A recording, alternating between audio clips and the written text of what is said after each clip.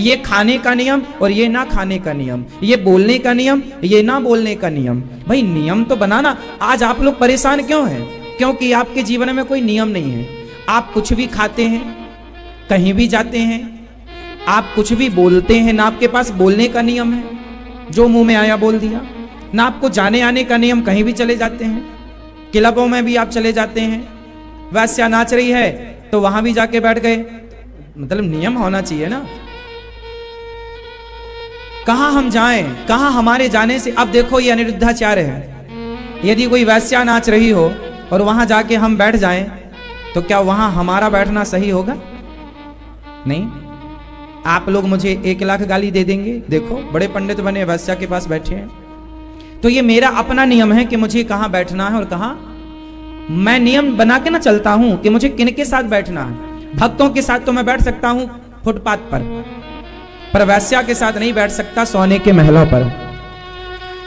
ये नियम बनाना पड़ेगा आपको। मैं आपके साथ नमक रोटी, भक्तों के साथ तो प्रसादी रोटी खा सकता हूं फुटपाथ पर, लेकिन बेईमानी करने वाला, चोरी करने वाला, शराब पीने वाला, मांस खाने वाले के पास मैं नहीं बैठ सकता, क्योंकि ये मेरे पर्सनल नियम है कि मुझे किसके साथ बैठना है और किसके साथ, अच्छे लोगों के साथ बैठना है। ये नियम मुझे बनाने पड़ेंगे। यदि आप नहीं बनाएंगे, अब जैसे आप लोग हैं, आप किसी से भी बातें करने लग जाते हैं। आपकी पड़ोसन अच्छी है या बुरी है, पड़ोसी अच्छा है या बुरा है, आप राह चलते जरा सा आपको धक्का लग गया ना, आप वहां उस पर गर्म होने लग जाते। क्यों? देख के नहीं चलता, अंधा है? नहीं, आप नियम वाले। नियम ये कहता है कि सबसे बातें नहीं करनी, बातें करो, राम राम सबसे करो, पर क्या बात करें। अब किसी का धक्का लग गया, किसी ने बोल दिया, अब मैं राह पर चल रहा हूं और किसी ने अनिरुद्धाचार्य को गाली दे दी, तो ये मेरा नियम है कि मैं उसकी गाली के बदले उसको गाली नहीं दूंगा, ना मैं उसे कुछ कहूंगा, मैं उसकी तरफ देखूंगा भी नहीं। ये मेरा नियम है। आप विश्वास ना हो तो आप देख लेना मुझे गाली, मैं आपकी तरफ देखूंगा भी नहीं। क्यों? क्योंकि मुझे आपकी गाली से कोई लेना देना नहीं है, क्योंकि ये मेरा नियम है कि जो मुझे गाली देगा, मुझे क्या करना, आप कम से कम कुछ दे ही रहे हैं, ले तो नहीं रहे हैं, गाली ही दे रहे हैं। अब मैं नियम नहीं बनाऊं तो क्या करूं? आपसे लड़ने लग जाऊं सड़क में, ए जी तुमने गाली क्यों दिया? अरे भाई आप गाली दे रहे हैं तो आप स्वतंत्र हैं, देने के लिए दे दीजिए, हमें क्या करना। आप लोगों के जीवन में नियम नहीं है, इसलिए आप परेशान हैं, हाँ या ना? हमारा नियम है कि 1 बजते ही हमें आपको कथा सुनानी है, 4 बजे तक सुनानी है, फिर 4 बजे के बाद हमें गौ माता का दर्शन करने जाना है, आप लोगों से मिलना है। नियम है, टाइम टेबल बना हुआ है, इतने बजे खाना है, इतने बजे नहाना है, इतने बजे सोना है, इतने बजे जागना है, पूरा नियम बना है। 1 दिन 2 दिन में सो सकता है कोई नियम कि आज हम आधा घंटा लेट उठ गए, या आज हम आधा घंटा जल्दी उठ गए, आज हमने जल्दी खा लिया, आज हम लेट खाए, ये कुछ तो हो सकता है जरा ऊपर नीचे। 1 दिन होगा, 2 दिन, रेगुलर नहीं हो सकता। ये नियम है। आप लोगों के जीवन में क्या है? कोई नियम नहीं। कभी भी सो रहे हैं, 12 बजे तक जाग रहे हैं और 10 बजे तक सो रहे हैं। देखो जी, एक बात बताएं, क्या जानवरों में कोई नियम होता है? हाँ या ना? जानवरों में उनके रूल्स होते होंगे, कोई वो फॉलो करते हैं, कुछ जानवर करते हैं। जानवरों में कोई विशेष नियम नहीं देखे गए, पर हम इंसानों में नियम है। और जो इंसान के जीवन में कोई नियम नहीं है, कोई रूल्स नहीं है, वो इंसान है ही नहीं, वो जानवर है। बिना रूल्स का जानवर ही होता है ना। भैंस के आगे बीन बाजे और भैंस खड़ी पगुराए, ये बिना रूल्स की भैंस है, कहीं भी खड़ी होकर पगराती है, हाँ या ना? कोई रूल्स नहीं है उसके, कोई रूल नहीं है ना। आपके जीवन में रूल है, नियम है, तो आपको किससे चलना है? सिस्टम से, नियम से। और सिस्टम बनाएगा कौन? आपके रूल्स कौन तय करेंगे? आप खुद। मेरे रूल्स मैंने बनाए, मेरा उठने का नियम मैंने बनाया, मेरे सोने का नियम मैंने बनाया, मेरे खाने में क्या खाऊंगा वो भी नियम मैंने बनाया। मैंने तय किया कि मैं क्या खाऊंगा क्या नहीं खाऊंगा। मेरे सामने 56 भोग है, जलेबी है, रसमलाई है, रसगुल्ला है, गुलाब जामुन है, गुजिया है, सब्जी है, दाल है, चावल है, सब कुछ है, लेकिन मैं तय करूंगा कि इनमें से मुझे क्या खाना है। और मैं तय किस हिसाब से करूंगा कि मेरे स्वास्थ्य के लिए क्या सही है इनमें। ना तो रसगुल्ला सही है, ना तो गुलाब जामुन सही है, ना तो जलेबी सही है, ना तो फला। मेरे लिए सही क्या है? अंकुरित चना, अंकुरित दाल। 56 भोग होगा, उसमें यदि अंकुरित अनाज होगा तो मैं वो उठा के खाऊंगा, ना कि मैं जलेबी खाऊंगा, ना कि मैं रसगुल्ला खाऊंगा। क्योंकि मुझे पता है कि मेरे स्वास्थ्य के लिए क्या सही है और क्या गलत है। ये क्या होता है? नियम। अब आप लोगों के सामने कुछ भी आ जाए ना, आओ टूट पड़ते हैं बिना नियम के। कोई नियम नहीं है आपका। कुछ भी बातें करते आप लोग ना, बातें करते हैं, कुछ भी बातें कर, नियम बनाओ, ये बातें करेंगे जो बातें हमारे से रिलेट होती हैं, जिससे हमें कोई लाभ है, हम वो बातें करें ना। हम ओबामा की बातें क्यों करें? अब चलो भाई, क्या ओबामा का कितनी पत्नियां, ओबामा की कितने बच्चे, कहां रहता है ओबामा, क्या करना ओबामा से? आप लोग वो बातें करते हैं जिनसे आपका कोई लेना देना। बातें करनी है तो महाराणा प्रताप की बात करो। महाराणा प्रताप का जन्म कहां हुआ, कितने दिन उन्होंने शासन किया, उनके शासन में वो उन्होंने कैसे शासन किया, क्या अच्छा किया था, क्या बुरा किया था, जानो, इतिहास को जानो, टटोलो, कुछ सीखने को मिलेगा। झांसी की रानी ने क्या अच्छा किया, पृथ्वीराज ने क्या अच्छा किया, मीरा ने क्या अच्छा किया, राम जी ने क्या अच्छा किया, जानो, अच्छी चीजें ग्रहण करो। शिवाजी ने क्या अच्छा किया, जीजाबाई ने, शिवाजी की मां जीजाबाई, जीजाबाई से क्या ग्रहण। ये जितनी महिलाएं बैठी हैं, आप जीजाबाई का इतिहास जरूर पढ़ो। जीजाबाई के कारण उनका बेटा शिवाजी हुआ। मां ने संस्कार ना दिए होते तो वो ना होता। तो जीजाबाई का बहुत बड़ा, उनकी मां का नाम जीजाबाई है, शिवाजी की मां का। तो जीजाबाई के बारे में, अब आप किसके बारे में, वो पड़ोसन ऐसी है, हाँ पड़ोसन, पड़ोसन पड़ोसन, क्या करना तुम्हें पड़ोसन से? समय ही तो गवा रहे हो। समझदार लोगों के लक्षण ये नहीं है कि तुम दुनिया के बारे में बात करो, तुम्हें बात करनी है इतिहास की बातें करो, शास्त्रों की बातें करो, अच्छी बातें करो जिनसे आपका लाभ है। आप मुझे बताइए कि आप जो बातें करते हैं उनसे आपका कोई लाभ है? आप बिजनेस की बातें करो, व्यापार की बातें करो, अपनी तरक्की की बातें करो, अपने उत्थान की बातें करो, लेकिन आप बातें किसकी करते हैं कि वो बहुत आगे जा रहा है, उसे कैसे पीछे किया जाए, वो बहुत तरक्की कर गया, उसे कैसे पीछे किया जाए, हमारा पड़ोसी बहुत तरक्की कर गया, कैसे। आप इन बातों से क्या होगा? आप किसी को पीछे क्यों करना चाहते हैं? आप अपनी दौड़ इतनी बढ़ाओ, अपनी स्पीड इतनी बढ़ाओ कि आप सबसे आगे हो जाएं, आपको किसी को पीछे नहीं करना। बताइए क्या सही है? महाराणा प्रताप के बारे में, शिवाजी के बारे में बात होनी चाहिए कि पड़ोसी पड़ोसन के बारे में बात होनी चाहिए? बताओ। ध्रुव प्रहलाद के बारे में बात होनी चाहिए कि आपके देवरानी जेठानी के बारे में? बोलो। और आप लोग सच्ची बताना, आप लोग जो भी बातें करती हो या करते हो, दोनों से सवाल, स्त्री पुरुष, उन बातों में कितनी बातें आपके हित की होती हैं? आपने 100 बातें की तो उनमें आपकी शायद एक बात हित की हो, 99 बातें व्यर्थ की, जिनका कोई लेना देना नहीं, फिजूल की बातें चलती। अरे पति पत्नी भी तुम बैठो ना तो अच्छी बातें किया करो जिससे लाभ हो। अब कई बार पति पत्नी बातें करते करते लड़ने लग जाते हैं, ना सिर ना पांव, बात शुरू हुई थी कहीं से और जाके ढिसुम ढिसुम में उसने उसके बाल बगड़ के दिया, दो उसने उसको बाल ढिसुम, दोनों हॉस्पिटल में। कई बार आप बातें करते करते लड़ने लग जाते हैं। हाँ या ना, बात तो हुई थी बिल्कुल प्यार, हंसते हंसते आपस में बात चालू, लेकिन वो झगड़े में बदल जाते। ऐसा होता है कि नहीं? तो ये समझदारी है या बेवकूफी है? और आप लोग ये बेवकूफी रोज करते हैं। आज से नियम, आज से क्या नियम? किस में रहेंगे? किसका नियम? खुद का नियम। खुद नियम बनाओ, खुद फॉलो करो।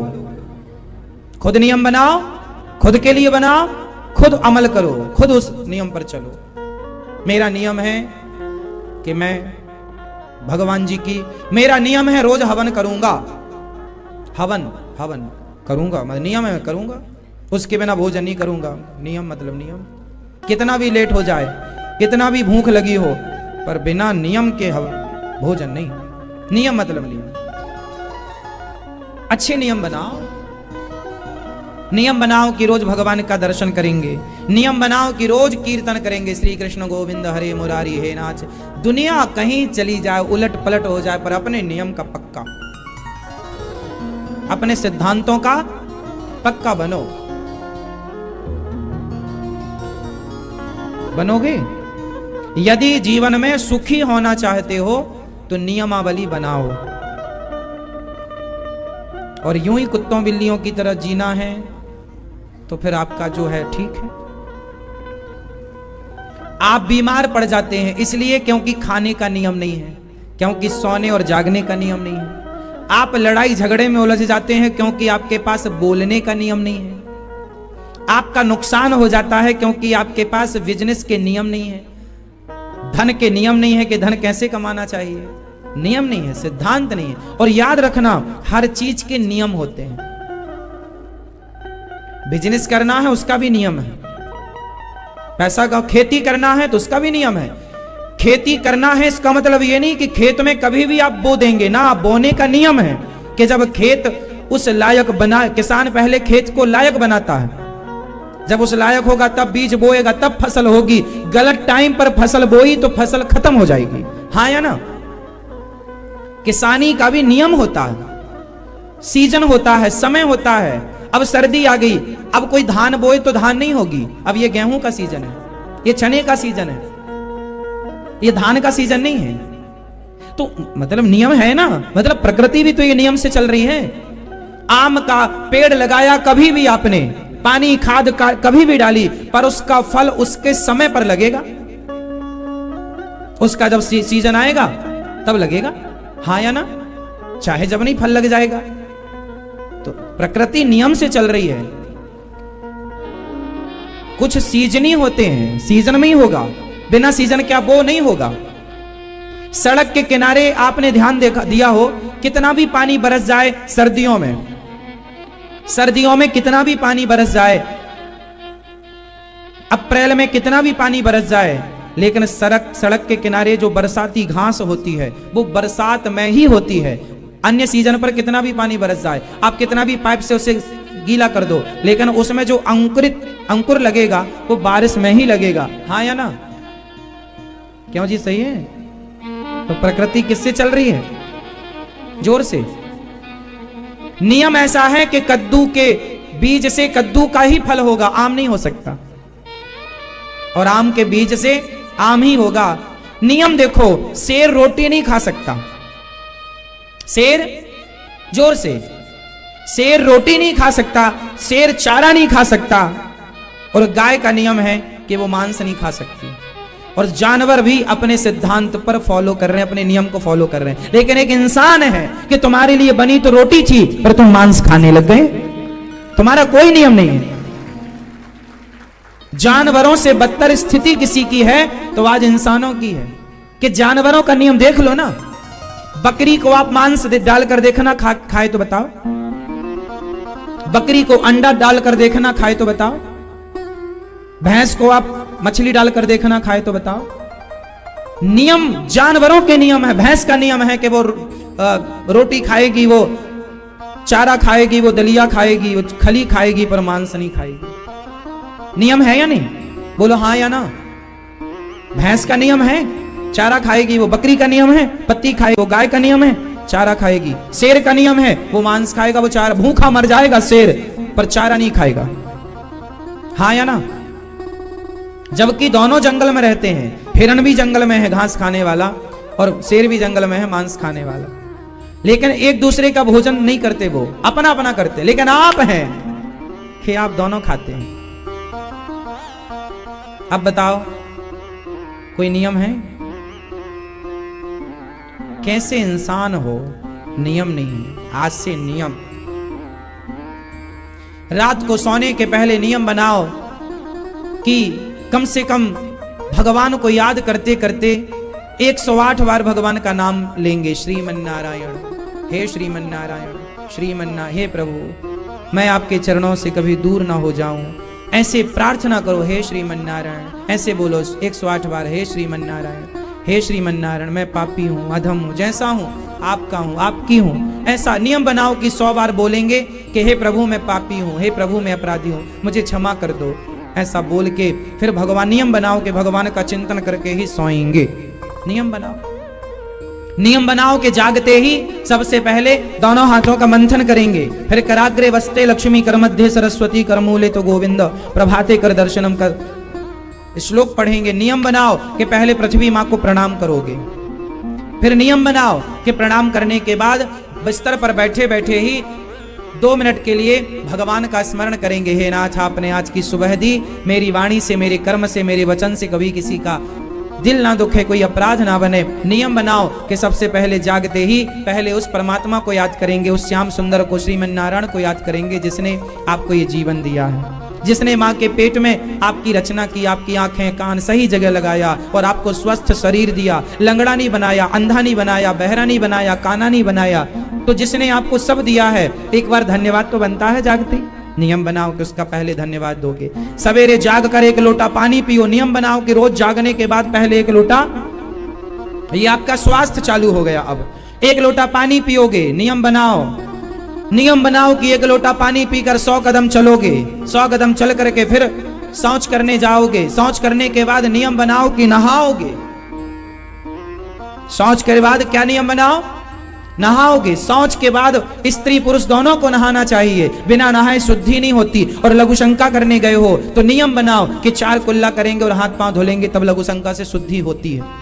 नियम बनाओ।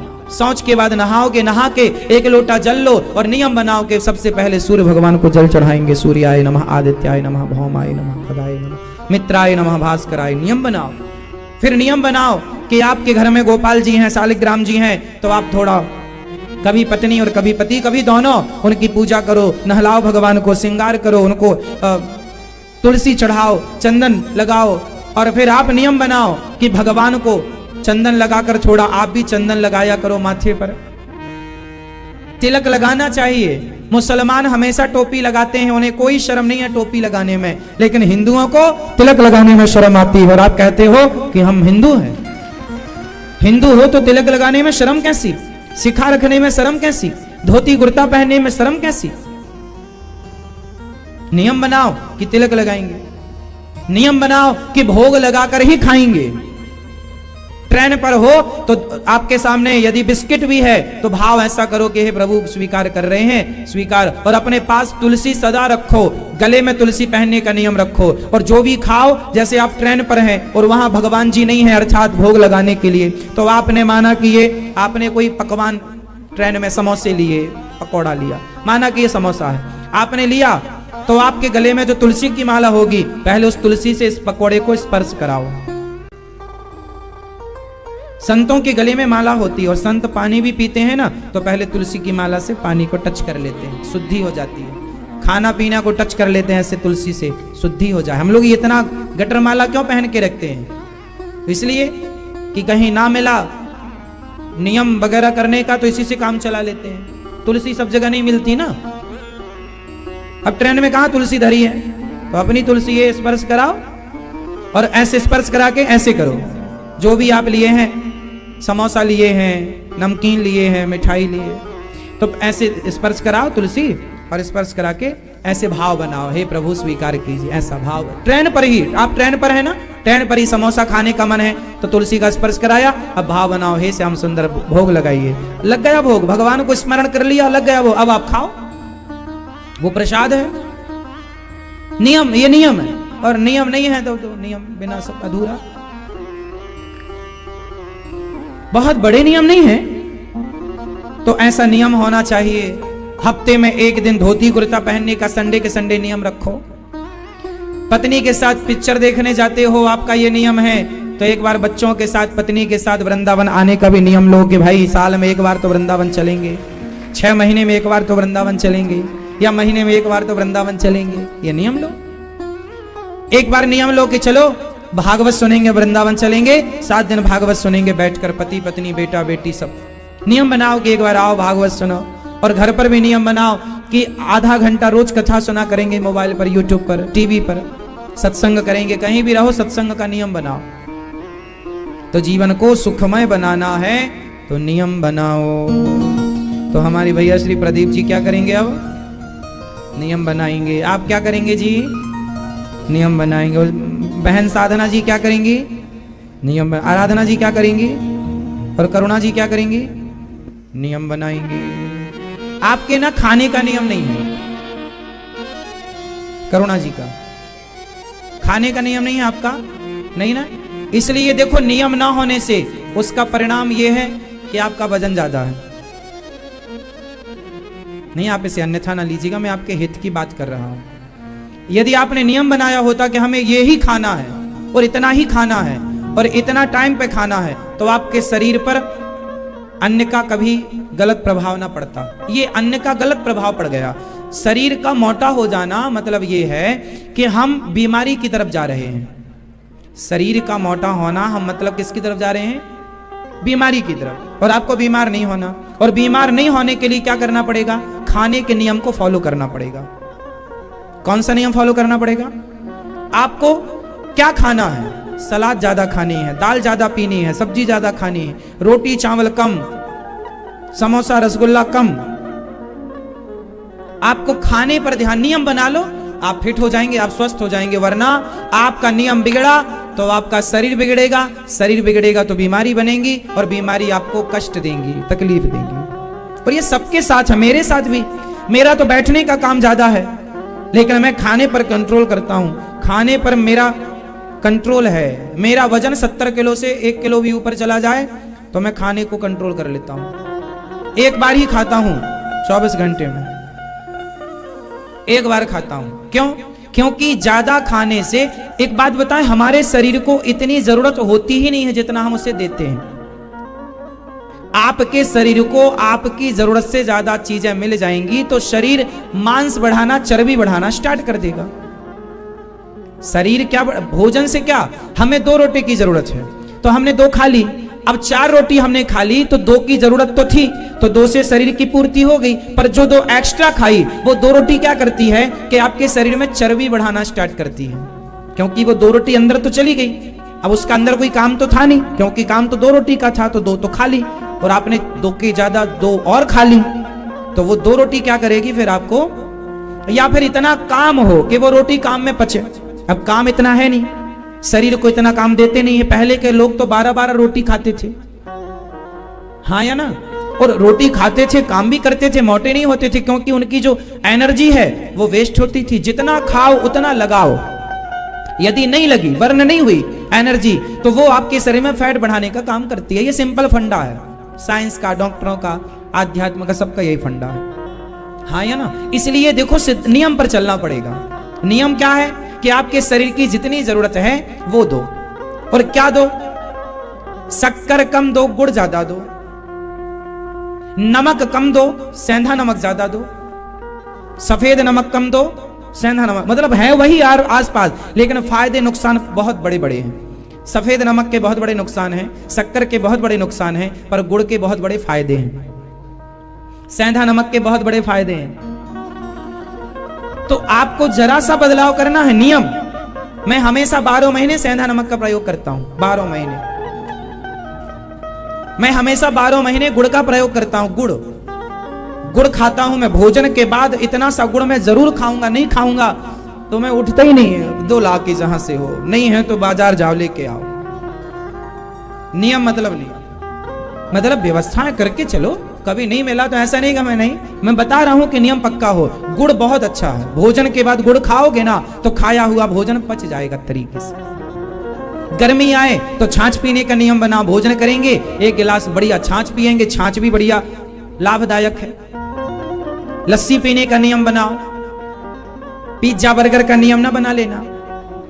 अब ये हानिकारक है चीजें, लेकिन आप वो चीजें खाते हैं जो हानिकारक। आप खाते हैं पिज्जा बर्गर, चाउमीन बोलते हैं, चाउमीन, आऊ माऊ चाऊ। आप खाते हो चाउमीन? मैगी खाते हो? हा? ये सब चीजें फायदेमंद नहीं है। मैगी वैगी जो भी आप खाते हो उल्टा सीधा। फायदेमंद क्या है? शुद्ध अंकुरित अनाज, शुद्ध बढ़िया रोटी, बढ़िया सी दाल। दाल भी कुकर वाली नहीं, बढ़िया तपेली वाली, पीतल के बर्तन में दाल बने। आप लोग आलसी हो गए हैं, जल्दी सीटी आएगी जल्दी बन जाएगा। जल्दी के चक्कर में दाल बनती नहीं है, दाल मर जाती है। कुकर सीटी मार मार के मार देता है उसे। दाल नियम होता है, भोजन वही करना चाहिए जिसमें पानी, जिसमें हवा और धूप लगी हो, धूप और हवा का संबंध बना रहे। आप बताओ ना, यदि दीपक आप जलाओगे और दीपक को चारों तरफ से कांच से ढक दोगे तो दीपक जलेगा कि बुझ जाएगा? जोर से, जोर से। दीपक को जलने के लिए, आग को जलने के लिए ऑक्सीजन चाहिए। ये भैया को जगाओ। राम राम। मैया, अच्छे नहीं, ऐसे नहीं जगाओ। मैया, मैया राम राम।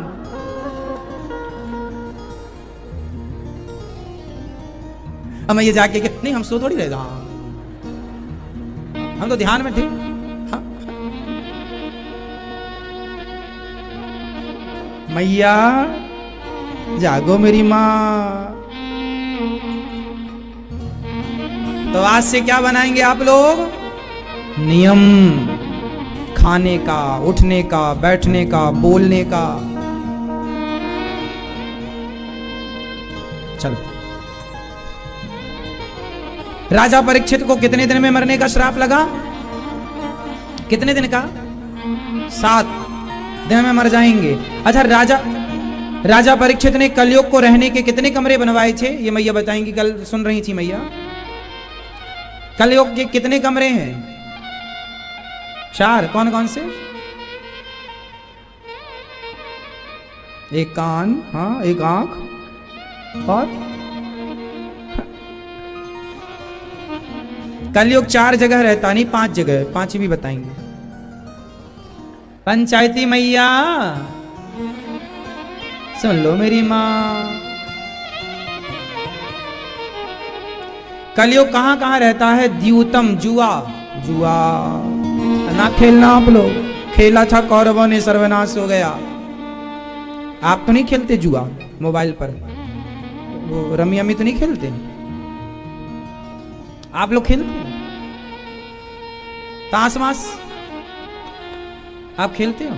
दादाजी आप ताश खेलते हो? वो दादाजी पूछो जरा उनसे, आप ताश खेलते हो? ताश पत्ते दादाजी खेलते हैं? नहीं। गांव में बूढ़े बूढ़े लोग ताश खेलते रहते हैं, एक्सपायरी डेट वाले। बेचारे वो भी सोचते हैं घर में रहेंगे तो बहू अभी पोता ला के रख देगी, गोदा पोता खिलाओ, उसकी नाक साफ करो, इसलिए भाग जाते हैं, चलो जुआ ही खेलेंगे। वो बचने के लिए भागते हैं। बूढ़ों का क्या काम, घर में रहो तो पोता पोती खिलाओ। वैसे एक बात बताएं, ये बुढ़ापा जो है अच्छा है। ये बुढ़ापे में ना जिम्मेदारियां कम कर लेनी चाहिए, सब बच्चों को दे देनी चाहिए जिम्मेदारियां, और अपना शांत चित्त से अब बुढ़ापे में भगवान के चरणों में पूरा जीवन अब समर्पित कर देना चाहिए। भगवान में लगाओ। बुढ़ापे में तो देखो भक्ति का दीपक कम से कम जले। लेकिन आजकल कुछ बूढ़े ऐसे हैं कि बुढ़ापे में भी वो भगवान में मन नहीं लगता। बुढ़ापे, मैंने एक दिन बोला था, बुढ़ापे में मन ज्यादा परेशान करता है। इसलिए देखो, सुबह होती है, दोपहर होती है, और फिर क्या हो जाती है? जोर से, शाम। सुबह, दोपहर और जोर से दोहराओ। सुबह, दोपहर, सब बोलो। सुबह, दोपहर, 3 है। सुबह, दोपहर, शाम, 3।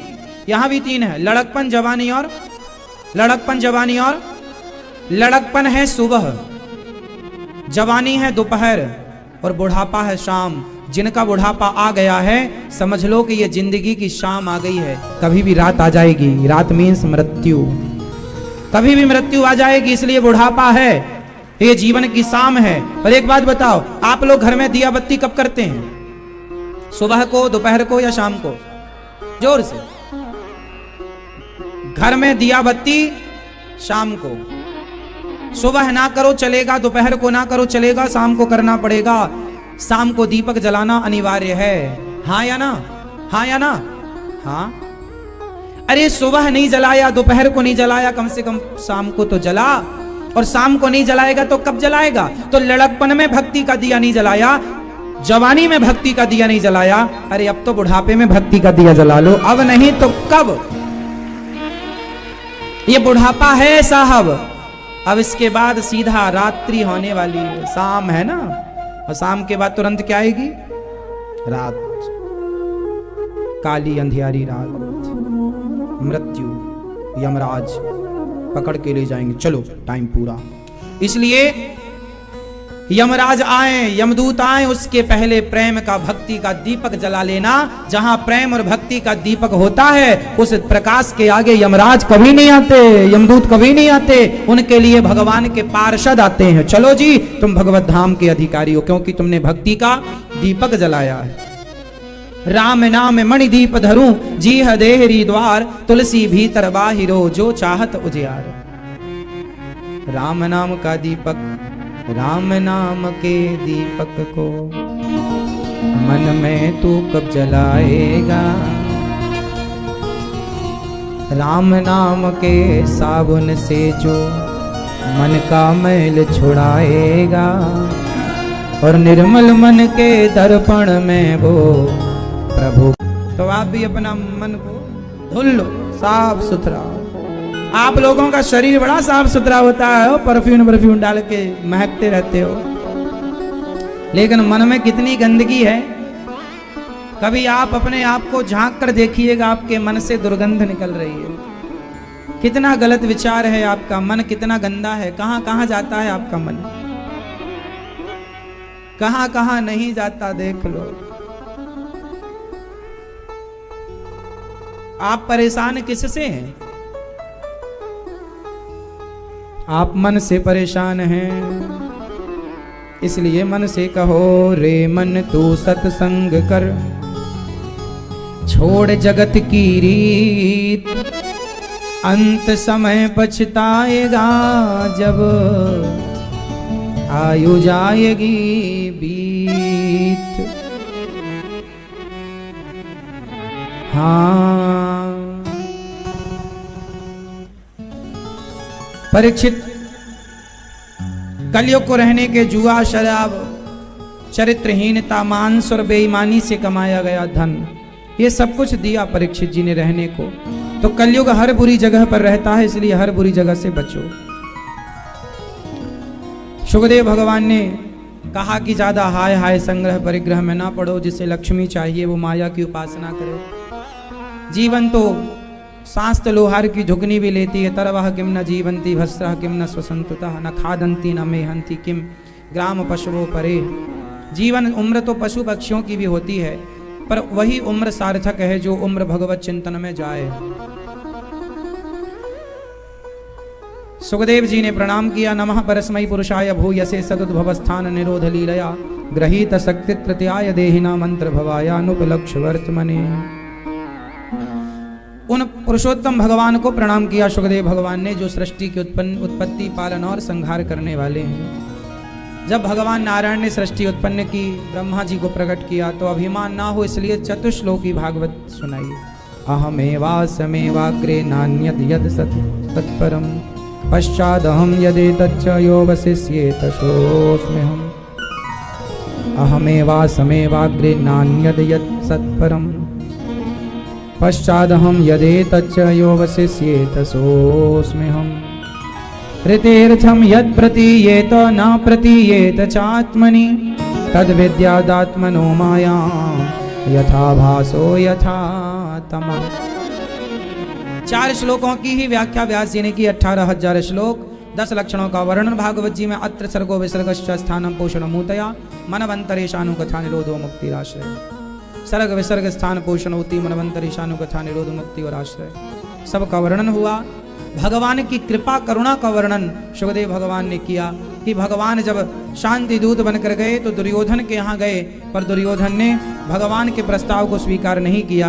और भगवान ने कहा कि तुमने हमारा प्रस्ताव स्वीकार नहीं किया तो हम भी तुम्हारा भोजन स्वीकार नहीं करेंगे। और भगवान दुर्योधन की मेवा त्याग कर कहाँ गए थे? बताओ, भगवान किन के यहाँ गए थे? दुर्योधन की मेवा त्याग करिए। भाई भैया बताएंगे, नहीं मालूम? आप बताओ भैया, आप कहाँ क्या कहाँ गए थे? विदुर जी के यहाँ। फिर विदुर जी ने क्या खिलाया भगवान को? चावल। विदुर जी ने चावल खिलाया।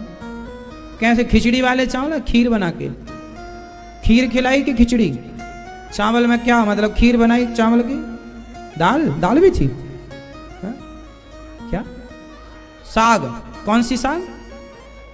हा? तो विदुर जी ने खिलाई थी साग के, विदुरानी ने खिलाई थी? हाँ। विदुर नहीं घर थे थी विदुरानी, आज उनके जीवन की हो रही सराहना, आज हरि आए विदुर घर पाहुणा। आज हरि आए, आज हरि आए विदुर घर पाहुणा। पाहुणा मतलब पहुना, गांव में बोलते हैं पहुना आए हैं। पहुना जानते हो? मेहमान को पहुना बोलते हैं। पाहुणा गांव की भाषा है, शुद्ध गांव की। आज हरि आए विदुर घर पाहुणा मतलब पहुना। गांव में भी बोलते हैं, आज भी बोलते हैं पहुना आ गए भैया। पहुना मतलब मेहमान। हमारे घर तो पहुना है मतलब मेहमान है। आज हरि आए, आज हरि आए विदुरे घर पाहुणा। विदुर नहीं घर थी विदुरानी, विदुरे घर नहीं घर थी विदुरानी, है ना? तो विदुर जी उस समय नहीं थे, तो आज हरि आए विदुर घर। आप लोग भी सुना करो चर्चाओं को। विदुर नहीं घर में विदुरानी, आवत देख सारंग प्राणी। फूली अंग जिमावे, फूली अंग समावे न चिंता, भोजन कहाँ जीवावणा, आज हरि आए विदुर घर पाहुणा।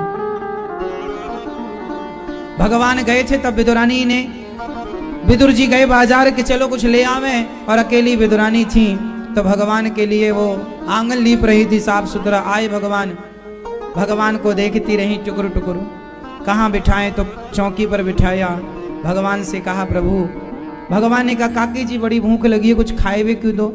काकी जी बोली लाला अभी तो कछु ना है, मैं साग बनाऊं तो साग खाई लियो ना मैया, रुको ना जाए। तो क्या लाएं?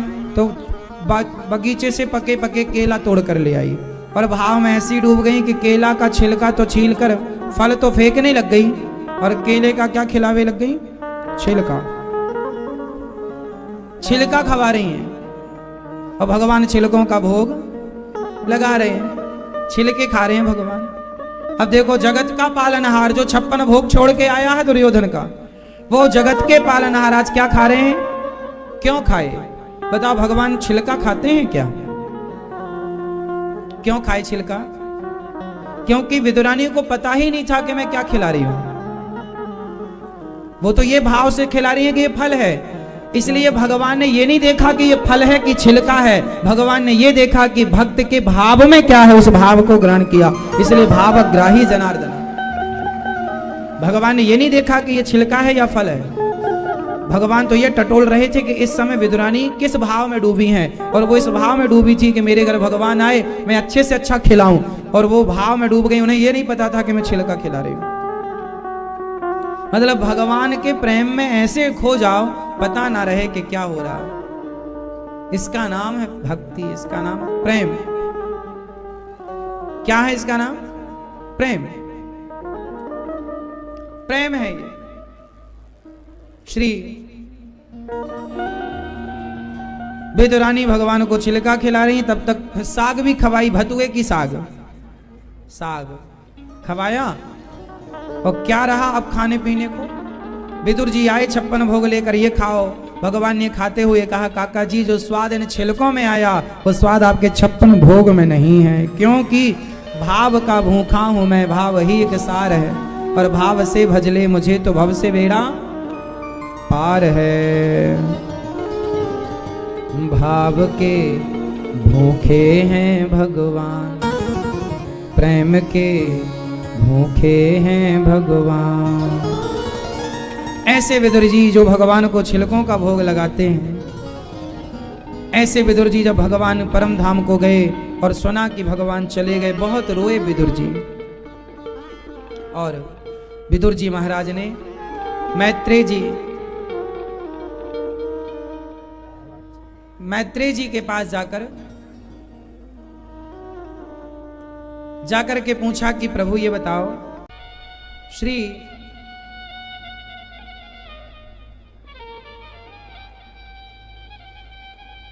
ये रबड़ी है तो गुड़ क्यों खाना? ये कहावत है। इसका मतलब ये नहीं है कि आप रबड़ी खाएं और गुड़ ना खाएं, ये कहावत है। स्वाद के लिए तो रबड़ी अच्छी है, पर स्वास्थ्य के लिए गुड़ अच्छा है। तो आपको तो गुड़ ही खाना है, पर कहावत कही जाती है। तो श्री विदुर जी महाराज ने भगवान से, विदुर जी मैत्रेय जी से प्रश्न करते हैं कि भगवान का अवतार क्यों हुआ? क्या जरूरत थी भगवान को अवतार लेने की? क्या जरूरत थी अवतार लेने की? भगवान ने अवतार इसलिए लिया कि जब जब हो ये धर्म की हानि, बाढ़ई असुर अधम अभिमानी, तब तब धरि प्रभु विविध शरीरा, परित्राणाय साधूनाम विनाशाय च दुष्कृताम, धर्म संस्थापनार्थाय संभवामि युगे युगे। तो भगवान कहते हैं जब जब अधर्म बढ़ता है तब तब मैं आता हूं। प्रिय भक्तों, भगवान कभी राम बनकर कभी कृष्ण बनकर आए। एक बार भगवान का मन हुआ कि सृष्टि की जाए, तो भगवान की नाभि से कमल प्रकट हुआ। कमल में ब्रह्मा जी प्रकट हुए। ब्रह्मा जी को चारों वेदों का ज्ञान हुआ। भगवान ने कहा ब्रह्मा जी सृष्टि करो। तो ब्रह्मा जी ने 10 प्रकार की सृष्टि की। पहली सृष्टि महातत्व की, फिर अहंकार की, फिर भूत सर्ग की, इंद्रियों की, मन की, छठी अविद्या की, 7वीं वृक्षों की, 8वीं पशु पक्षियों की, 9वीं मनुष्य की। हम ब्रह्मा जी की 9वीं सृष्टि है। हमसे पहले 8 चीजों को ब्रह्मा जी बना चुके थे। ये वृक्ष पहले बन चुके थे। ये वृक्ष हमारे से पहले इनकी सृष्टि हो चुकी है। 10वीं सृष्टि देवताओं की। देवता मनुष्यों से छोटे हैं, पता है आपको? पहले मनुष्य बने फिर देवता बने। 10वीं सृष्टि देवताओं की है और 9वीं सृष्टि मनुष्यों की। देवता, पितर, असुर, गंधर्व, अप्सराएं, ये। फिर ब्रह्मा जी ने समय की गणना की। 12 महीने बनाए। 12 महीने के नाम बोलो आप। जनवरी नहीं, ये जनवरी नहीं है अपना। यही तो चक्कर है, जनवरी फरवरी अपना नहीं है। अपना तो कहां से शुरू होता है अपना नया महीना? चैत्र। फिर आप बोलो पूरे 12 महीना हिंदी में। चैत्र, वैशाख, जेठ, आषाढ़, सावन, भादो, कुंवर, कार्तिक। बोलो आप। अगन, पूस, माह, फागुन। ये भैया बोलेंगे नहीं। जनवरी फरवरी मार्च अप्रैल तो सबको पता है, पर ये हमारा पंचांग नहीं है। हमारा पंचांग तो चैत्र, वैशाख, जेठ, आषाढ़, सावन, भादो, कुंवर, कार्तिक, अघन। ये कौन सा महीना चल रहा है? कौन सा है? कार्तिक महीना। कार्तिक, अघन, पूष, माघ, फागुन। फागुन आते ही होली आएगी। तो ये है हमारा 12 महीने क्रम से बनाए। और हमारे यहाँ एक विशेषता है हिंदी में, हमारी पंचांग परंपरा में, कि जो 12 महीने होते हैं ये 12 महीने 30-30 दिन के होते हैं। हमारे यहाँ 28 की फरवरी नहीं है, अर्थात 28 का कोई महीना नहीं है, 29 का कोई महीना नहीं है, 31 का कोई महीना नहीं। हमारे यहाँ सावन भी 30 दिन का, आषाढ़ भी 30 दिन का, और कार्तिक का माह भी 30 दिन का। हाँ या ना? क्या बढ़िया।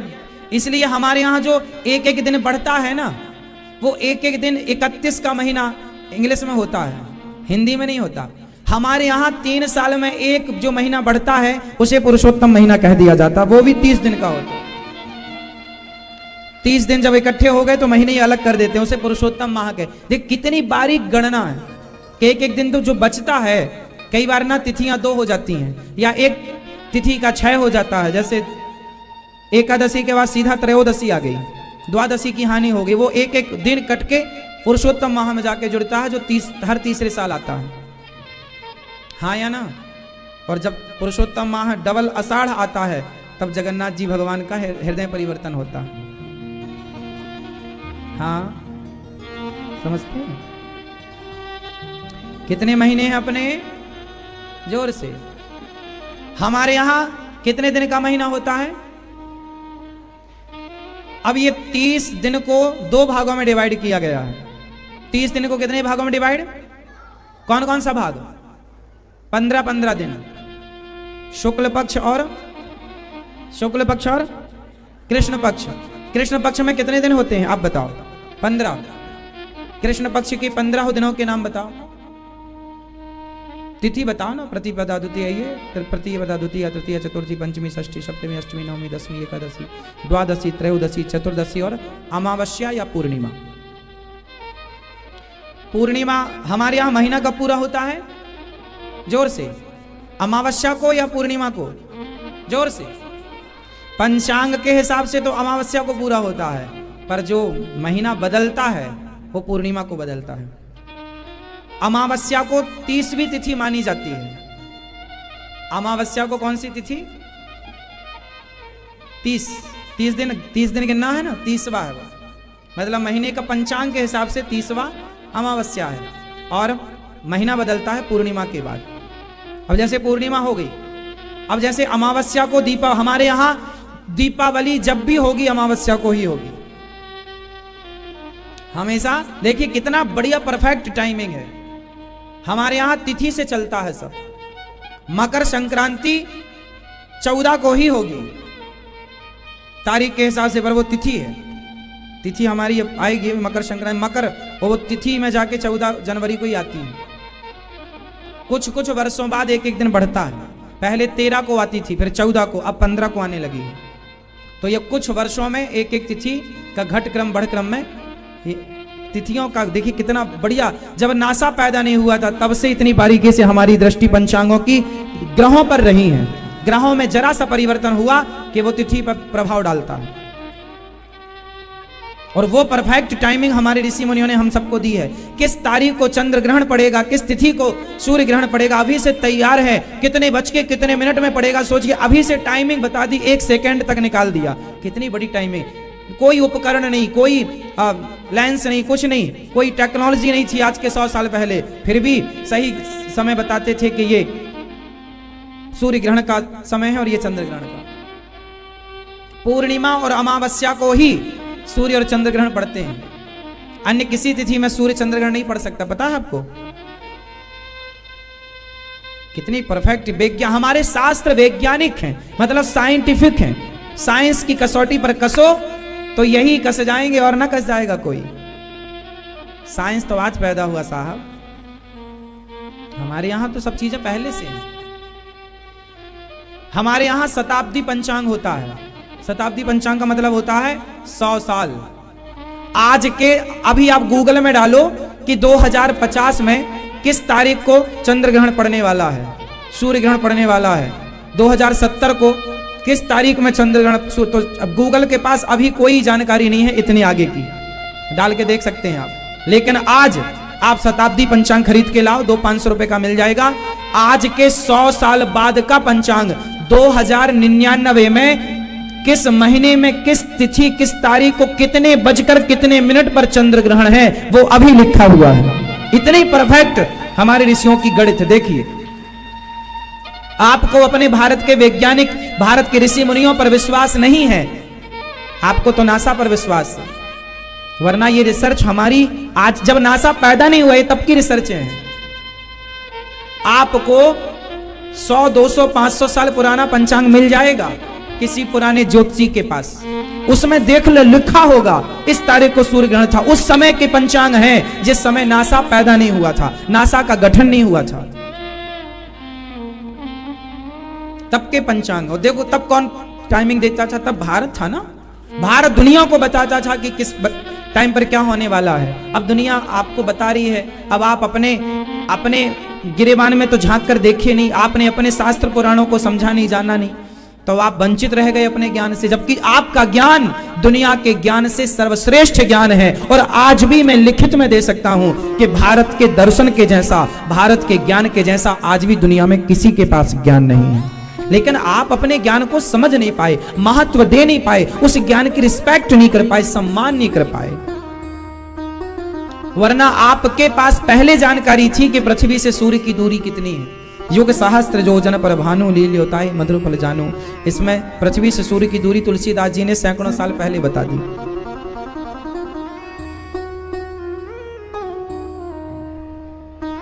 इसलिए अपने भारतीय सिद्धांत को जानो। फिर हमारे ब्रह्मा जी ने 12 महीने बनाए, 2 पक्ष बनाए और 1 साल को भी 2 भागों में डिवाइड किया। साल कितने भागों में डिवाइड है? कौन कौन से भाग? 2 अयन होते हैं, उत्तरायण। साल को 2 भागों में बांट दिया 6-6 महीने में। एक सूर्य उत्तरायण और एक ये उत्तरायण दक्षिणायन सुना है कभी आपने? नहीं सुना? देखिए अब कैसे वैज्ञानिक बनोगे, अपने दर्शन को नहीं जानते आप। अपने ये अपनी परंपरा है। ये देखो कितना, मतलब मैं आपको बता रहा हूं ना, उस जमाने में जब कोई टेक्नोलॉजी नहीं थी फिर भी बिल्कुल टाइमिंग परफेक्ट थी कि नहीं सब चीजों की। अब देखो जो देव उठनी एकादशी आने वाली है, ये क्या है? ये देव उठ गए। देवताओं की 6 महीने की रात्रि होती है और 6 महीने के दिन होता है। तो देव शयनी एकादशी में देवता शयन कर जाते हैं और देव उठनी एकादशी में देवता उठ जाते हैं। तो ये देखिए 6-6 महीने को 1 साल 2 भागों में 1 साल को डिवाइड कर दिया। सूर्य उत्तरायण और सूर्य दक्षिण। सूर्य उत्तरायण का मतलब क्या होता है? सूर्य किस दिशा से निकलते हैं? आप बताओ। पूर्व में कितनी दिशाएं होती हैं? चलो बताओ, दिशाएं कितनी होती हैं? कितनी दिशाएं कितनी होती हैं? सब नहीं, जिनसे पूछेंगे वो बताएंगे, बाकी टुप्पी टाप बैठेंगे सब। आप बताओ दिशाएं कितनी होती हैं? 4। दिशाएं कितनी होती हैं? दिशाएं कितनी होती हैं? आप बताओ। देखो आपको नहीं पता, दिशाएं होती हैं 10 बेटा, 10 दिशाएं होती हैं। एक तो पूर्व दिशा है। अब पूर्व दिशा जो है और एक उत्तर दिशा, पूर्व पश्चिम उत्तर और दक्षिण, ये हो गई दिशाएं जो आप जानते हैं। अब पूरब और उत्तर का जो कोना है वो क्या है? वो भी तो एक दिशा बनेगी, वो भी तो एक दिशा है, और वो दिशा है ईशान। क्या बोलते हैं उसे? ईशान कोण। पूरब और उत्तर का कोना ईशान। जब नया घर बनाओ तो ईशान कोण में ही मंदिर होना चाहिए। पूरब और दक्षिण के कोने को कहते हैं आग्नेय कोण, वहां रसोई होनी चाहिए। मतलब पूर्व दिशा में सूर्य उत्तरायण, जब सूर्य पूर्व में उत्तर की तरफ खिसक जाते हैं तो उत्तरायण होता है, और सूर्य पूर्व से जब दक्षिण की तरफ खिसकते हैं तो दक्षिणायन हो जाता है, वही पूर्व। देखिए सूर्य का कितना गहराई से आंकलन किया गया, व्याख्या की गई। ये सब पढ़ने का विषय है, लेकिन आजकल आप तो सिकंदर को पढ़ते हैं, जो जीता वही सिकंदर। आपको अपने भारत का कुछ ज्ञान नहीं है। हमारे यहां जितनी अच्छी शिक्षा प्रणाली थी, हो सकती है उतनी दुनिया में किसी। अब आजकल के बच्चे ना लंदन पढ़ने जाते हैं, क्या पढ़ के आते हो साहब वहां से? जितनी श्रेष्ठ भारतीय शिक्षा रही है, दुनिया की शिक्षा भारत की शिक्षा से श्रेष्ठ हो ही नहीं सकती, है ही नहीं उनके पास सिद्धांत। क्या पढ़ाएंगे वो?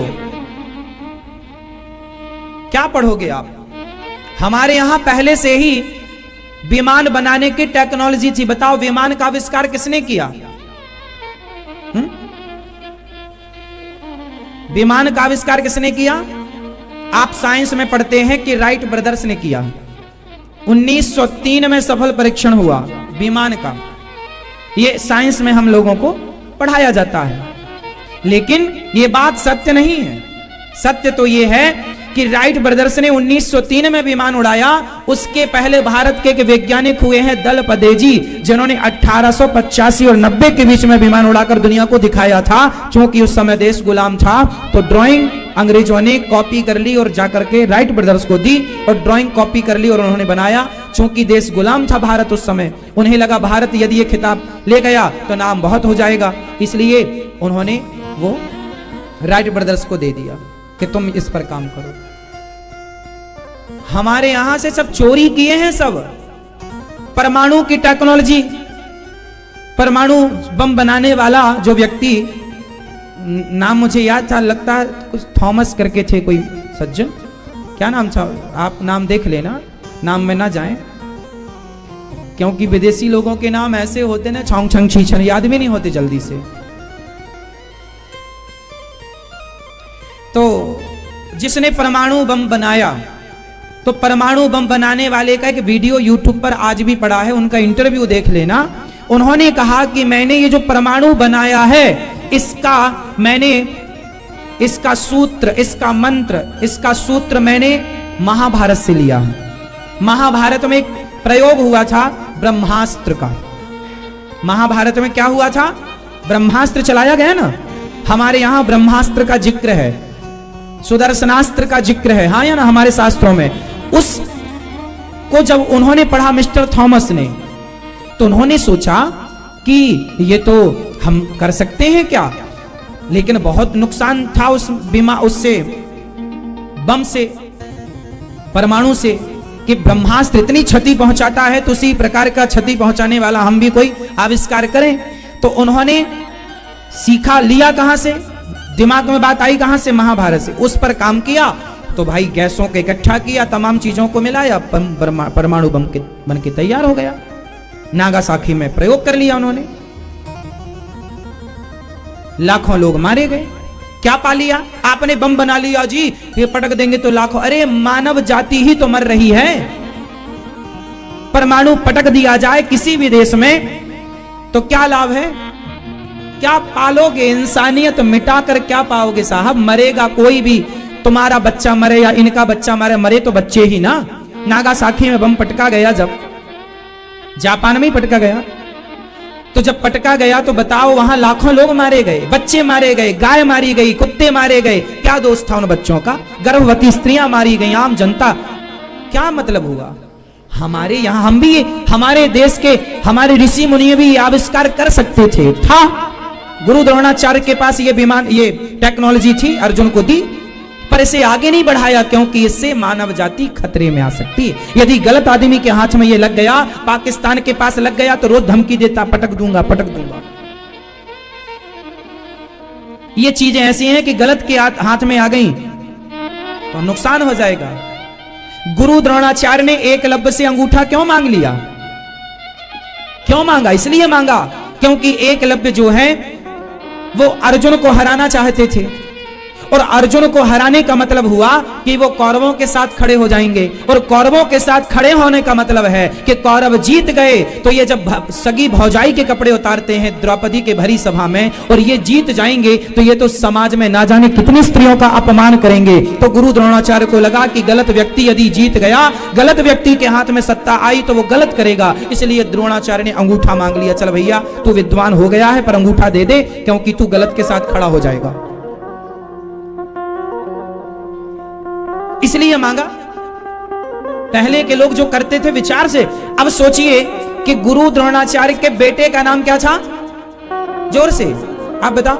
अश्वत्थामा। और गुरु द्रोणाचार्य के चेले का नाम क्या था, शिष्य का? अर्जुन। समझना एक बात, गुरु द्रोणाचार्य ने जो विद्या अर्जुन को दी, क्या वो विद्या अपने पुत्र अश्वत्थामा को दी? उत्तर दो, उत्तर दो सब लोग, उत्तर दो। क्यों नहीं दी? हर बाप अपने बेटे को ना बढ़िया ज्ञान देना चाहता है, लेकिन गुरु द्रोणाचार्य ने कुछ विद्याएं ऐसी थी कि जो अर्जुन को तो दे दी, पर अपने बेटे अश्वत्थामा को बताओ क्यों? उत्तर दो चलो। क्योंकि गुरु द्रोणाचार्य त्रिकालज्ञ थे, ऋषि थे, वो जानते थे कि ये भले मेरा बेटा है पर रहेगा गलत के साथ, दुर्योधन के साथ, और गलत के साथ है तो ये अपनी शक्ति का दुरुपयोग करेगा। इसलिए अधिकारी बेटा ही आपका क्यों ना हो और वो अधिकारी नहीं है तो पहले उसे भी ज्ञान नहीं देते थे। ज्ञान पाने के सब लोग अधिकारी इसलिए नहीं होते थे कि यदि ज्ञान पा गए, यदि गुरु द्रोणाचार्य का बेटा अश्वत्थामा ज्ञान पा गया तो ये नाश कर देगा, मानव जाति को मिटा देगा, और मानव जाति मिट गई तो फिर आविष्कार किसके काम आएंगे। इसलिए गुरु द्रोणाचार्य ने जो ज्ञान अर्जुन को दिया, वो ज्ञान, वो टेक्नोलॉजी, वो विद्या अपने बेटे को नहीं दी। समझो आप लोग, सब चीजें सबके लिए नहीं होती। गलत तो गलत है, सही सही है। तो हमारे देश में हमारे वैज्ञानिक कम नहीं थे और टेक्नोलॉजी हमारे देश में थी, पर हमें लगा, हमारे ऋषियों को लगा कि इससे नुकसान होगा तो उसे ब्रेक कर दिया, बढ़ाया नहीं। बाकी आप ये ना सोचो कि टेक्नोलॉजी कोई लंदन अमेरिका से ही आई है, भारत में कुछ नहीं था, सब कुछ था भारत में। दूर संचार भारत में था, टीवी थी भारत में पहले से। अब बताओ ना, महाभारत का युद्ध हो रहा था कुरुक्षेत्र में और आंखों देखा हाल सुना रहे थे हस्तिनापुर में धृतराष्ट्र को संजय जी। तो बताओ कैसे सुना रहे थे, कैसे सुना रहे थे बताओ? टेक्नोलॉजी थी तब ना सुना रहे थे। तो ये देखो आज कथा वृंदावन में हो रही है और आप लोग घर में बैठ के लाइव प्रसारण देख रहे हैं। यही टेक्नोलॉजी तब भी हुई थी 5,500 साल पहले कि महाभारत हो रहा था कुरुक्षेत्र में और आंखों देखा हाल सुनाया जा रहा था हस्तिनापुर में। ये टेक्नोलॉजी थी क्या नहीं था तब? सब था। आजकल के डॉक्टर एक स्त्री के गर्भ को दूसरे स्त्री के गर्भ में ट्रांसफर कर देते हैं। ये टेक्नोलॉजी आज है, ऐसा नहीं, 5,000 साल पहले थी और इसका प्रयोग सफल परीक्षण हुआ था। बताओ कहां? चलो बताओ कहां हुआ था? एक स्त्री के गर्भ को दूसरी स्त्री के गर्भ में डाला गया था। कहां डाला गया था? किस स्त्री के गर्भ में डाला गया था बताओ? ये टेक्नोलॉजी का प्रयोग हुआ था आज के 5,500 साल। कहां हुआ? माता देवकी के 7वें गर्भ को निकालकर रोहिणी के गर्भ में डाला गया, जो बलराम जी बने। बलराम जी, ये देखो, ये टेक्नोलॉजी थी, ये मेडिकल साइंस है। सबसे पहले सर्जन कौन है? सर्जन भगवान शंकर के आदमी के धड़ में हाथी का सिर जोड़ दिया। ऐसी सर्जरी कौन कर सकता था शंकर जी की सिवा? आदमी के सिर में बकरे का सर जोड़ दिया। ये क्या था? ये टेक्नोलॉजी थी। ये कोई जादू थोड़ी था, मंत्र बड़ा हो गया, जादू थोड़ी था, विद्या थी। ये विद्याएं थी। हमारे यहां एक विद्या और थी, भागवत जी में लिखा है कि देवासुर संग्राम में राजा बलि की मृत्यु हो गई। कौन मर गया? जोर से, जोर से। राजा बलि मर गए। तब राजा बलि के गुरु शुक्राचार्य ने संजीवनी बूटी खिलाकर शुक्राचार्य जी ने राजा बलि को जीवित किया। संजीवनी बूटी की विद्या 2 लोगों के पास थी। किसके पास? एक तो सुखैण वैद्य के पास, जो लक्ष्मण जी के लिए हनुमान जी लाए, और दूसरा शुक्राचार्य जी। समझो, शुक्राचार्य जी कोई ऐरे गहरे नत्थू खैरे नहीं है। शुक्राचार्य जी ऐसे थे कि अपने चेला को, मरे हुए को जीवित कर दिया, संजीवनी। अब ये बताओ कि शुक्राचार्य जी के पास ये विद्या थी तो सारे राक्षसों को जिंदा क्यों नहीं कर दिए? ना, उन्हें पता था सबको कर दूंगा तो ये मुझे ही मार डालेंगे। उनको पता था ये राक्षस योग्य को जलाते थे, योग्य के लिए। अच्छा, शुक्राचार्य जी संजीवनी बूटी खिला देते थे तो जिंदा, उनके पास विद्या थी। इसलिए सारे राक्षस अपने गुरुजी को पलकों में बिठा के रखते थे कि मेरा गुरु है काम का, मर जाऊंगा तो जिंदा कर लेगा। लेकिन शुक्राचार्य जी सबको नहीं करते थे। विद्या थी, पर ऐसा नहीं कि रोज कर दें ना, कभी कभी जहां बहुत आवश्यक हो तो आपके पास जो ताकत, जो शक्ति, जो बल है, कहीं कहीं यदि गलत आदमी को वो विद्या मिल जाएगी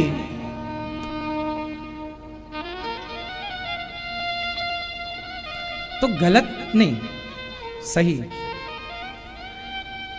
कुल मिलाकर कहना है कि हमारे जो पुराण है पूरे साइंटिफिक है। आप विज्ञान की कोई भी बात आकर मेरे से करिएगा, मैं उस विज्ञान की प्रत्येक बात का जवाब अपने वेद पुराणों से आपको दे सकता हूं कि ये था, कोई आज ही नहीं है, लेकिन उसका नुकसान था, इसलिए ऋषि मुनियों ने उसे ब्रेक कर दिया।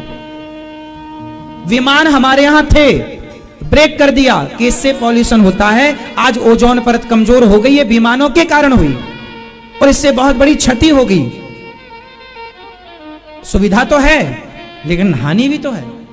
फायदा है पर हानि प्रकृति से। इसलिए टेक्नोलॉजी,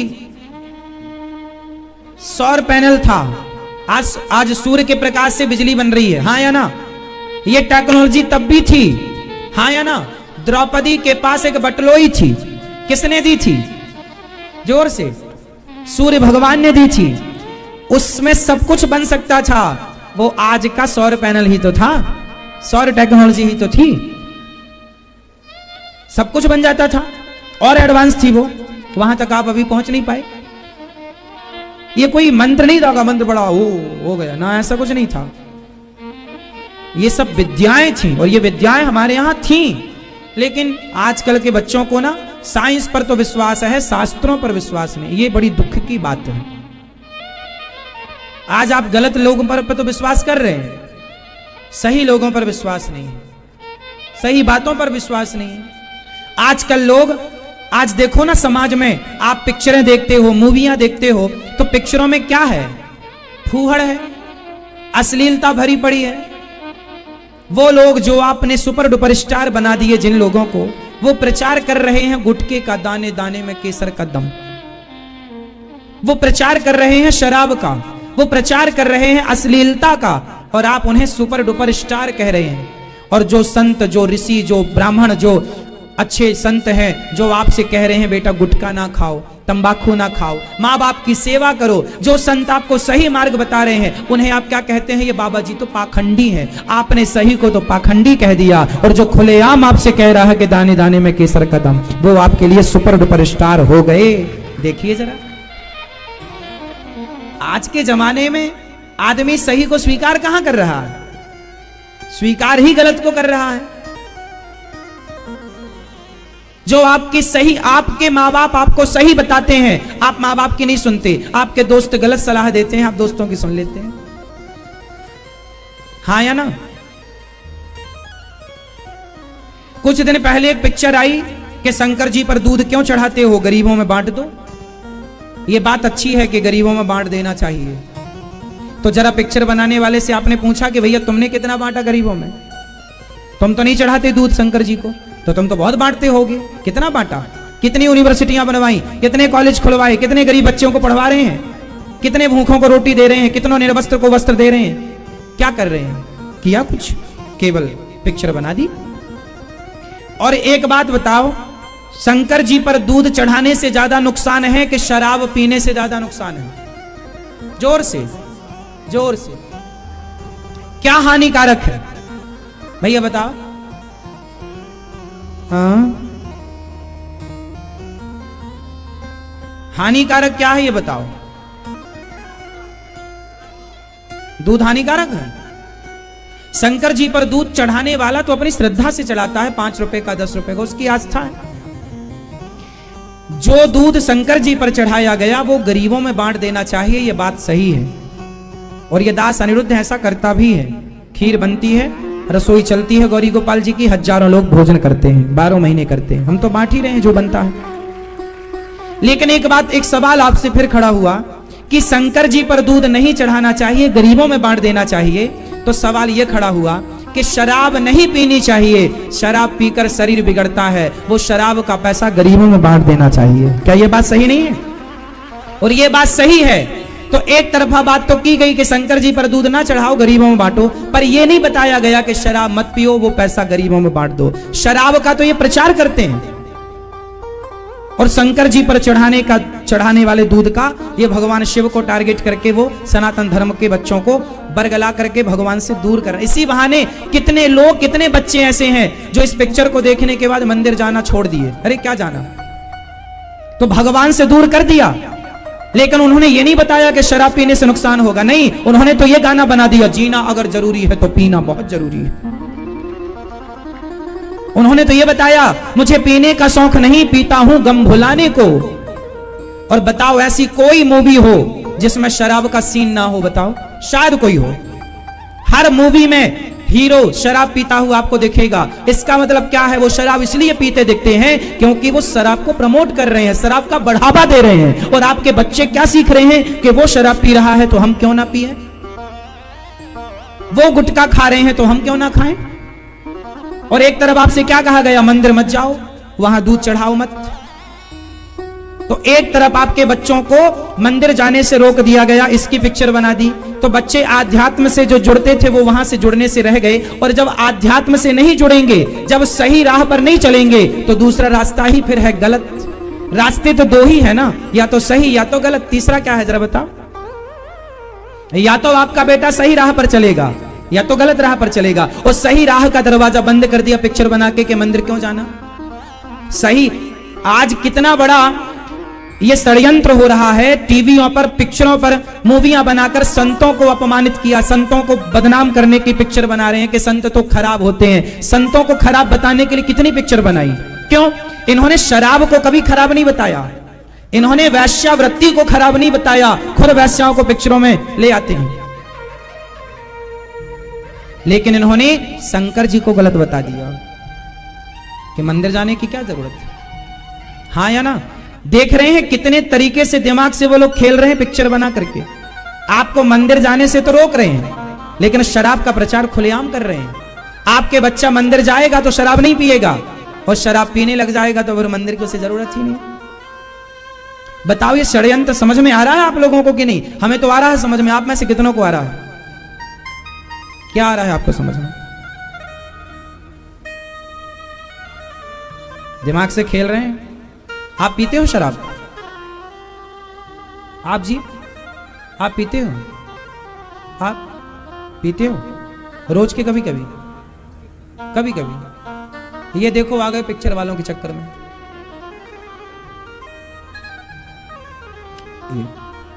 ये पिक्चर देखते होंगे, ये गाना भी गुनगुनाते होंगे, मुझे पीने का शौक नहीं, पीता हूं गम भुलाने को। सोचे क्या बिगड़ता, एक पैक मार लिया इन्होंने।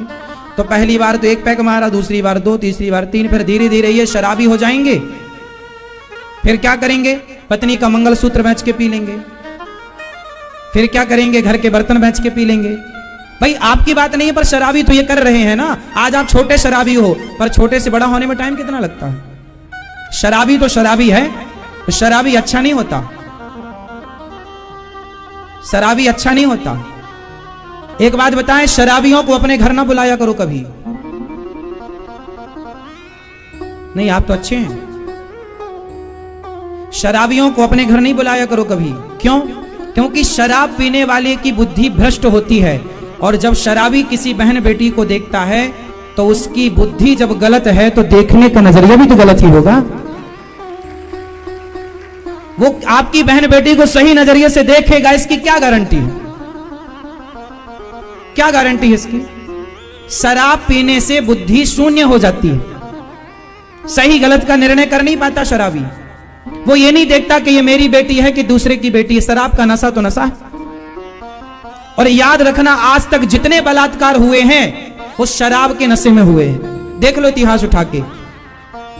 दामिनी के साथ बलात्कार हुआ, गैंग रेप हुआ था उसका। जितने बलात्कारी थे सब शराब के नशे में थे। पढ़ लेना इतिहास, पढ़ लेना अखबार। हाँ या ना? क्यों ये बात सही है कि बलात्कार अधिकांश शराब के नशे में होते हैं। शराब में कोई होश थोड़ी रहता है कि मेरी बहन है, कि मेरी बेटी है, कोई चिल्ला रही है, चीख रही है। शराब शून्य कर देती है। इसलिए शराबी का कोई भरोसा नहीं। अपनी बहन बेटियों को शराबियों से बचा के रखो।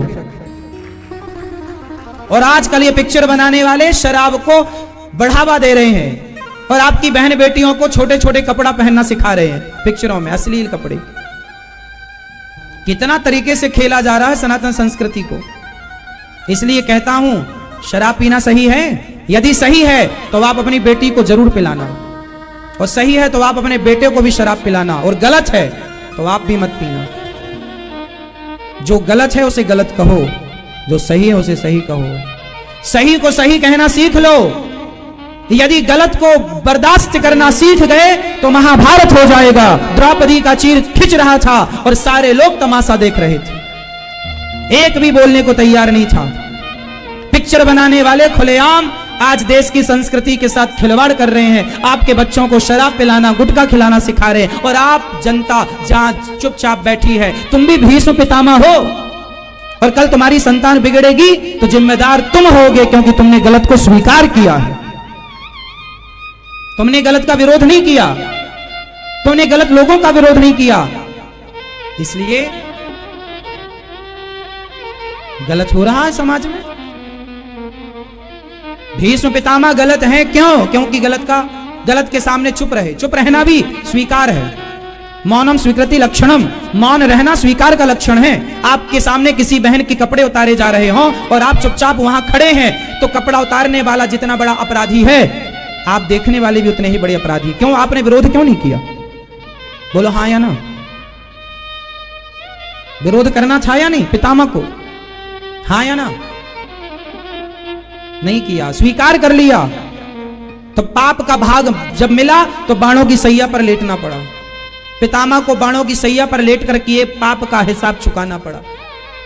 तो क्षमा तो भगवान पितामह को नहीं किए, तुम्हें हमें क्या करेंगे? पाप तो पाप है और ईश्वर का विधान है, पाप किए हो तो हंस के भोगो या रो के भोगना पड़ेगा। इसलिए मेरे भाई शराब नहीं पीना। कितनों का नाश हो गया शराब से, तो आप क्या हैं? आप जैसे कितने समाप्त हो गए, अस्तित्व मिट गया। इसलिए शराब पियोगे अब नहीं पीना, कभी कभी भी। आप कहते हो दोस्ती यारी में कभी कभी पी लेते हैं, क्यों? किस में पी लेते हो? दोस्ती यारी में कभी कभी पी लेते हो, दोस्ती यारी में। अब देखो जरा, ये दोस्त की परिभाषा गलत है। जो आपको शराब पिलाए वो आपका दोस्त हो नहीं सकता। दोस्त तो वो हो सकता है जो कहे कि यार मैं गलत हूं तो मुझे गलत रहने दे, पर तू गलत मत हो, ये दोस्त है। और जो आपको कहे कि यार मैं पी रहा हूं तू भी एक मार, वो दोस्त नहीं है, वो आपका दुश्मन है।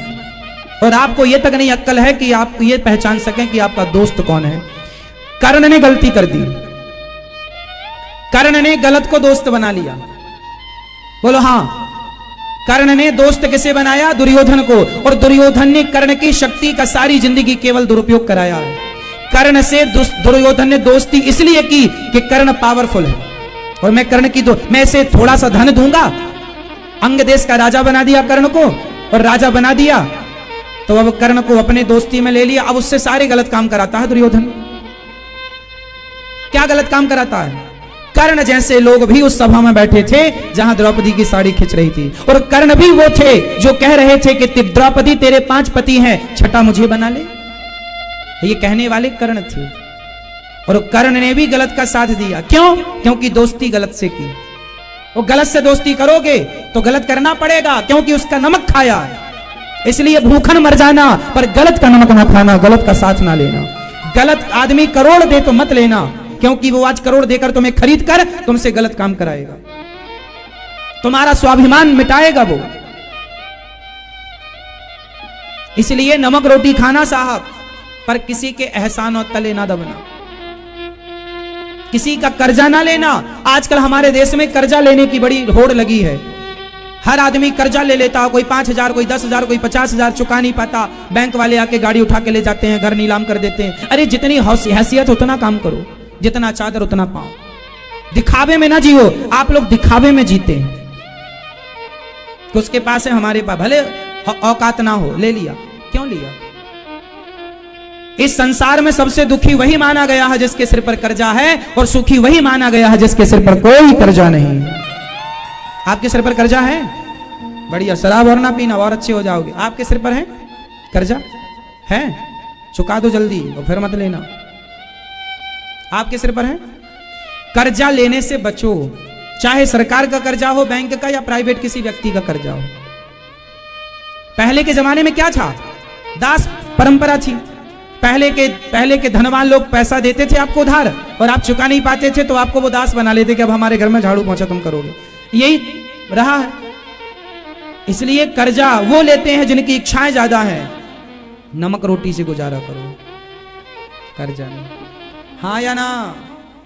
सिद्धांत समझ रहे हो सरकार? शराब ना पीना।